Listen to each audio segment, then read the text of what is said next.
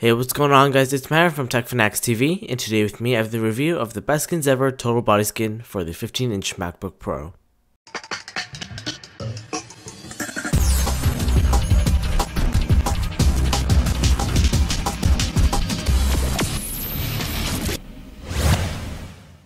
So the total body skin is actually a complete set of clear plastic skins that BestSkinsEver actually specializes in, and it's not only for the 15-inch MacBook Pro, it's for a bunch of different devices such as smartphones, tablets, laptops, and even small things such as the Apple Magic Trackpad, which I will review in a different video.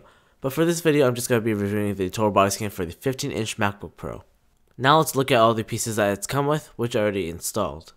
So over here on the top, we have one giant piece that covers everything, and also covers the Apple logo right over here, as some skins don't actually do that. And because of this glossy finish, it makes your MacBook Pro look just a bit like the old white MacBooks that Apple discontinued. Now let's move over to the right hand side of our MacBook Pro. As you can see over here, we have complete access to our super drive as well as our Kensington lock. Now as we can see, we do have another piece of the skin that covers the side of the MacBook Pro, and this piece over here starts just past the Kensington lock, all the way around to the front of the MacBook Pro where the lip is, and stops right in the middle. And from there, we have another piece of the skin, which is almost exactly the same. This piece goes all the way around onto the left side of the MacBook Pro, and it stops just before the headphone jack right over here. As you can see, BestSkinsEver decided to leave the battery indicator button exposed so we can still check how much battery we have left. And I really do like this, as I do find myself using this button quite often.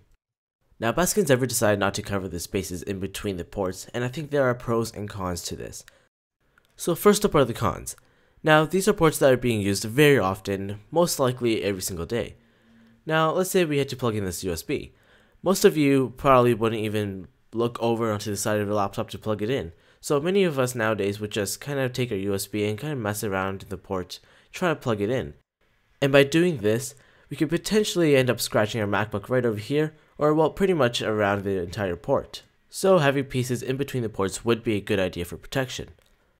Now, as I said before, there are pros or advantages to not having tiny little pieces of the skin in between our ports right over here. First of all, it would be a huge pain in the butt to actually install on our MacBook Pro.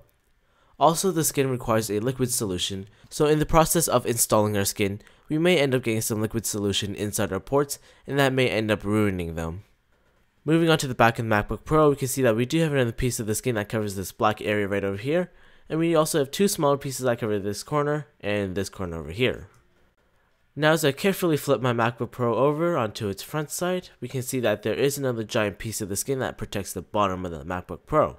I personally think that this is one of the easiest pieces to install, as all you have to do is line up the 4 footrest with the 4 holes in the skin.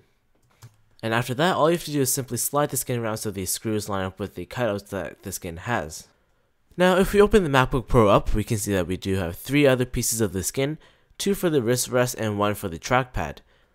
Other than for protection, another reason why I like the wrist rest pieces is because as I type, oils from my hand and my wrist will get onto my computer, and it's very easy for me to clean up as all I have to do is take a wet cloth and wipe it down. Now as much as I like them, there is something that I don't like about them, and this applies for both the wrist rest pieces as well as the trackpad piece. For the wrist rest pieces, as you can see, it doesn't exactly line up on the side of the trackpad, as well as the top where the dip starts for the keyboard. It's not a big deal to me, but it would have given my MacBook Pro a much cleaner look, which I really would have liked. The same goes for the trackpad piece. It's not as noticeable, but I really would have liked it to have a better fit. I also do want to note that the speakers are left completely exposed.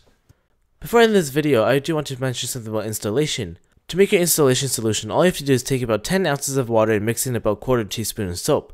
You should stay away from soaps with additives such as creamy hand soap. You should also try to go for baby shampoo or liquid dish soap as they work the best. After that, you want to put your solution in a spray bottle as it will make installation much easier. Then you want to take the backing off of the skin, spray the solution onto the adhesive side and place it onto the MacBook Pro. After that's done, you want to squeegee out the remainder of the solution and let the skin sit for about 24 hours before turning on the device. This allows all bubbles to evaporate as the skin is gas permeable. So guys, this wraps up the review of the best skins ever total body skin for the 15-inch MacBook Pro. I recommend this to everyone as it is a great way to protect your MacBook Pro, and also because it comes in at a very affordable price at $28.99. I also want to thank BestSkinsEver for setting this product out for review. I really do appreciate it. Also, if you guys like this video, please give us a thumbs up and remember to subscribe. If you have any questions, comments, or feedback about this product or the video itself, please leave them down in the comment section below and I'll try to get back to you as soon as possible. Other than that, thanks for watching and I'll catch you guys next time.